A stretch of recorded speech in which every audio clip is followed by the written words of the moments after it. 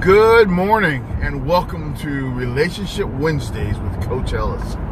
Hey, this is the day where I spend a few minutes talking to people, especially women over the age of 30, who have been in, want to be in, or are in relationships with men.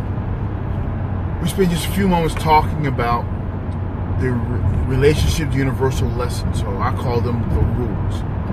And one of the things I want to talk to you today is about maintaining, retaining, sustaining, and gaining good relationship. I call this the idea.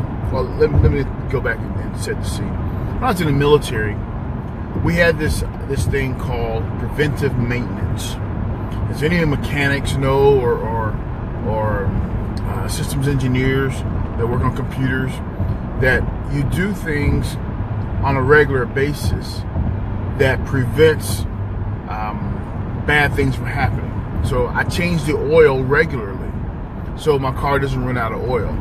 So Lady D, I check the tire pressures in the car every week just to make sure they're okay. Damien, sometimes I'll make sure I check the windshield wipers before it rains to make sure they're still good. It's preventive maintenance. And we do preventive maintenance on our houses. We change air conditioning filters. We do it on our cars. We do it on ourselves. We take showers. We brush our teeth. We floss because we don't want our teeth to fall out. We do preventive maintenance on pretty much every aspect of our lives. But when it comes to relationships, we don't always understand how to do preventive maintenance. So today I want to talk to us about preventive maintenance on our relationships. So if you are not in a relationship and you want to be in one, so the first thing on this preventive maintenance is making sure you understand what you want and putting it into the atmosphere. If you're one who believes in a higher power, then you should probably be praying for the man, that not a man, but the man that creation, the universe, I call him God, is going to bring you. If you're not a person of praying, you should be putting into the atmosphere through affirmations and confirmations, this, I am preparing for the man to come get me. Now, in this conversation with the universe, with this conversation with God, this is not where you say, I want him 6'2", blue eyes, gray hair, goatee, and built like a linebacker. Yeah, okay, that's nice. This is where you talk about the things that are going to count long term.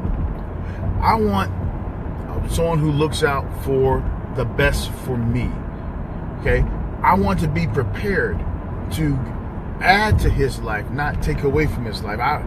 These are the conversations that you should be having with in your prayer time, in your quiet time, in your affirmation time, affirming and confirming that all that you are and all that you deserve. Because here's one of those unwritten rules that we tend to get who we attract, and we attract people based upon who we are. So our affirmations, our prayers, our confirmations are about us as much as they are about the man you're trying to attract, or the man you're waiting for. And I don't want to sound like that you're manipulating people, because you're not. You are preparing yourself to be the person you need to be to get the man you're supposed to have. I was in a conversation the other day, and someone suggested, hey, I'm waiting for God to bring me the man that I want. And in my conversation, I asked, are you the person God wants you to be so he can bring you the man you're supposed to have? Preventive maintenance. Being who you're supposed to be. Praying over the guy and being who you're supposed to be allows for all of the powers of attraction to work on your behalf. So Patrice, here's one thing I would recommend, I highly recommend, is that we take deliberate measures to speak into the atmosphere those qualities that we want this person to have. Now, this works for men, this works for women, this works for folks looking to get in a relationship, but it works for folks in a relationship. If you are already married, in a committed relationship, The truth of the matter is that we should still be doing preventive maintenance on that relationship. Still calling out those things that you want. Calling out those things that are not as if they were. I know, and let me give an example.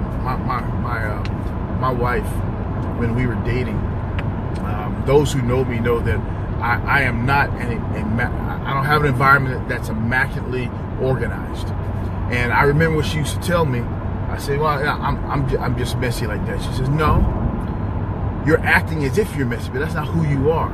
And she spoke to what was in me, not what I was displaying. She called out of me the greatness that was in me. Part of our preventive maintenance, ladies, part of your preventive maintenance is being able to call out the greatness in the man who's going to be your husband before he is your husband, while he is your husband. And so it has before you get married and after you're married. Continue to call out part of preventive maintenance is calling out this greatness. He likewise was calling out the greatness in you. You identify it, he calls it out. And your greatness meets each other and helps you form your us.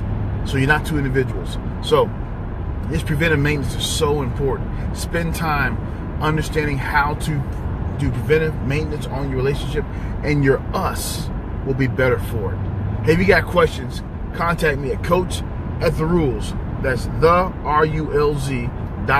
Coach@RULZ.com. Or catch me on Facebook at Coach Ellis. Until next Wednesday, have a one-tabulous Relationship Wednesday. Bye-bye.